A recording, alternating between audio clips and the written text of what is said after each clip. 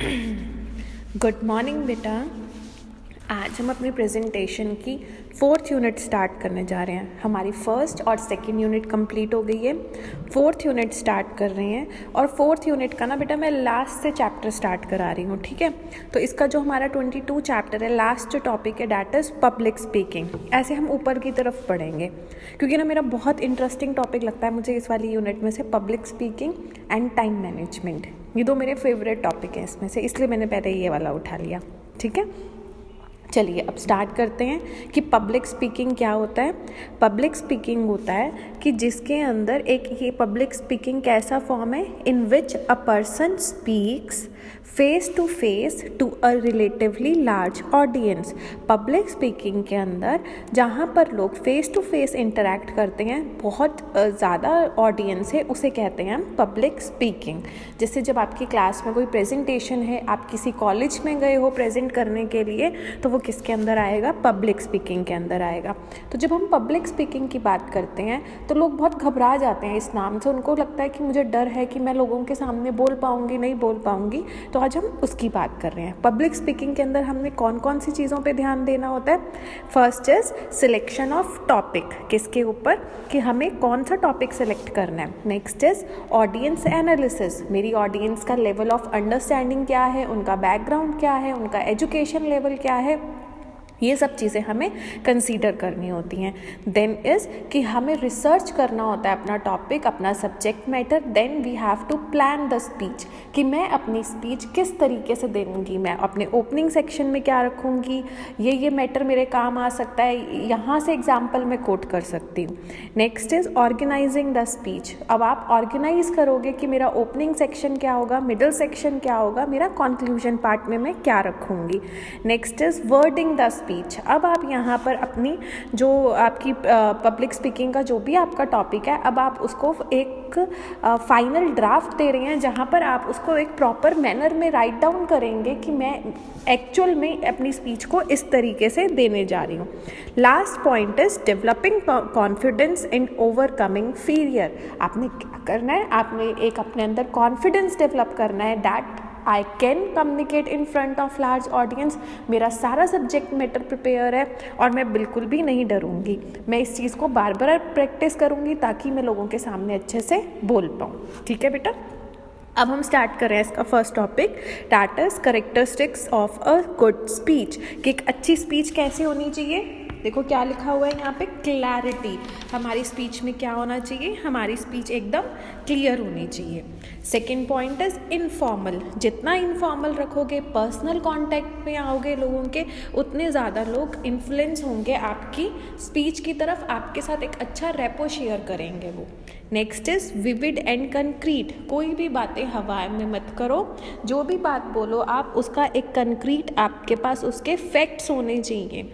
Next is brief. आपकी presentation छोटी होनी चाहिए। अगर आप बहुत ज़्यादा बोलते रहोगे ऑडियंस के सामने तो उनका आपसे जो कनेक्शन है, लिंक है, वो ब्रेक हो जाएगा। इंटरेस्टिंग, ये तो सबसे ज़्यादा इंपॉर्टेंट है कि आपकी स्पीच कैसी होनी चाहिए, इंटरेस्टिंग। उसको कैसे इंटरेस्टिंग बना सकते हो, कोटेशंस डालकर, जोक्स डालकर।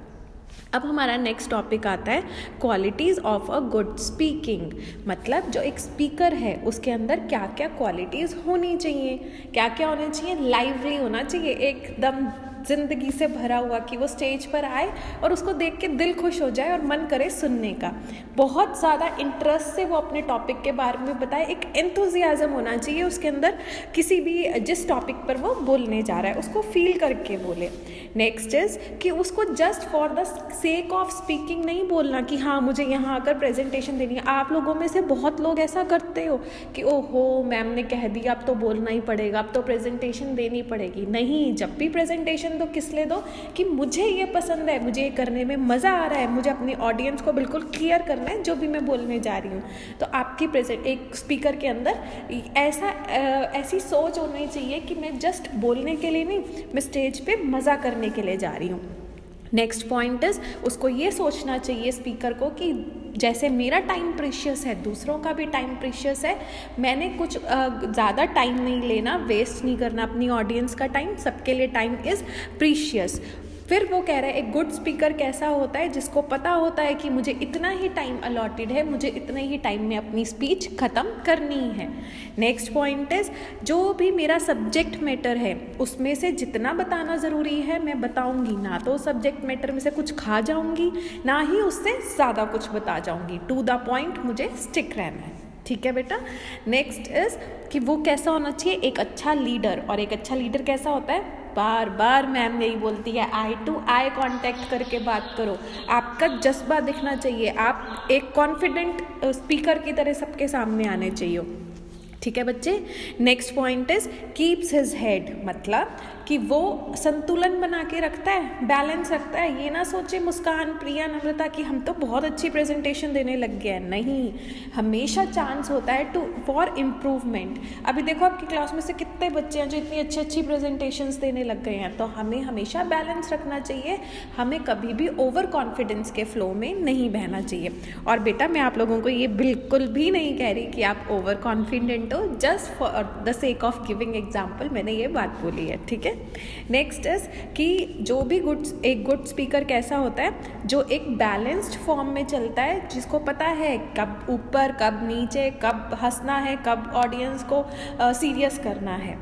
Next is keeps his sense of humour. Sense of humour is कि उसको पता होना चाहिए कि कैसे जोक्स क्रैक करनी है, किन पर ऑडियंस हंसेगी, किस चीज़ों पे लोगों को मज़ा आएगा, ठीक है। चलिए next topic is planning to speak, कि जब भी आप बोलने जा रहे हो तो आपको कैसे अपनी स्पीच को प्लान करना है। First is research your topic thoroughly, clear है। सेकंड इज कि plan your beginning, middle and conclusion part, ये भी क्लियर है। Next is time your speech, कि कितनी देर की मेरी स्पीच होगी, ना ही ज़्यादा लंबी ना ही ज़्यादा छोटी। अच्छे अच्छे कोटेशंस ढूंढ के लाइए। नेक्स्ट पॉइंट इज कि आपने जो भी आपके स्ट्रॉन्ग पॉइंट्स हैं वो आपने कहाँ रखने हैं, बिगनिंग में, क्योंकि first impression is the last impression.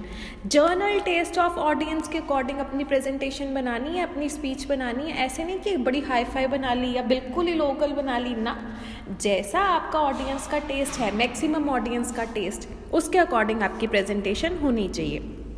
और आप बार बार अपनी स्पीच को रिहर्स करके जाएंगे, प्रैक्टिस करके जाएंगे, ताकि फर्राटे से आप अपनी अच्छी स्पीच दे सकें, ठीक है बेटा।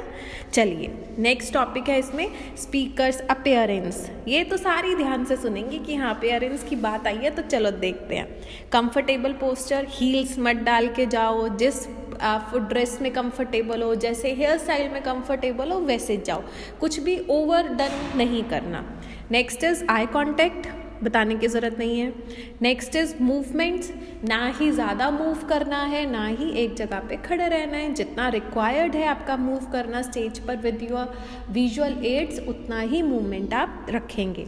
Facial expression and your gestures, facial expression कैसे होने चाहिए, एक प्यारी सी स्माइल होनी चाहिए, और आपके जो जेस्चर है वो बहुत इंटरेस्टिंग होना चाहिए, चीयरफुल होना चाहिए कि हाँ ये तो बहुत लाइवली बंदा है।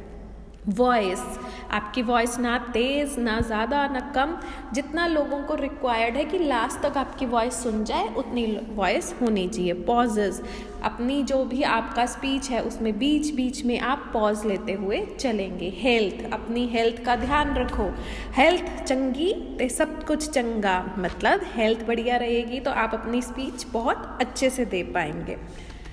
अगर हेल्थ ही खराब है, मन ही नहीं करेगा बोलने का, हेल्थ बढ़िया है, दिल से खुश हो तो सामने भी खुशी दिखेगी, एनर्जी दिखेगी। अब हमारा लास्ट टॉपिक है इस मेन टॉपिक का, अब है बैरियर्स टू पब्लिक स्पीकिंग। भाई मैम तो बता रही है ये सब चीज़ें ध्यान में रखनी है, ये तो बहुत ईजी है, हम कर लेंगे। फिर क्या प्रॉब्लम आती है while giving speech in public? First is fear, हमारा खुद का डर कि मैं नहीं बोल पाऊंगी, इतने लोगों को कैसे फेस करूंगी। Second is sense of inferiority complex, oh God ये वाली क्लास तो कितनी इंटेलिजेंट है, इन बच्चों को तो सब कुछ आता है, मुझे तो कुछ नहीं आता, मैं इन बच्चों के सामने कैसे बोलूं। खुद में ही सोच लेना कि मेरे को ये चीज़ नहीं आती। थर्ड इज प्रिपरेशन ही नहीं किया तो कॉन्फिडेंस कहाँ से आएगा? तो उसके लिए क्या करना है, prepare it, rehearse it, speak it again and again. बताना मैम क्या कहती हैं ऐसा करने के लिए? हाँ, शीशे के सामने खड़े हो, 10 बार बोलो उस बात को, 11वीं बार स्टेज पे एकदम मस्त बोलोगे। Last point is lack of self confidence. मुझे अपने ऊपर भरोसा ही नहीं है। अपने ऊपर जब तक भरोसा नहीं करोगे बेटा, तब तक आप किसी चीज़ को मात नहीं दे सकते। तो आपने, मेरे बच्चों ने एक अच्छे एक रिस्पॉन्सिबल टीचर की तरह मैं आपको ये समझाना चाहती हूँ, बेटा पढ़कर मार्क्स लेकर आप पास हो जाओगे, पर लाइफ में अपने ऊपर कॉन्फिडेंस होना इज़ नेसेसरी, ओवर कॉन्फिडेंस नहीं। कॉन्फिडेंस होना इज़ नेसेसरी कि मैं ये कर सकती हूँ। हाँ, मुझे प्रॉब्लम्स आएंगी, but with practice, with hard work I can do it.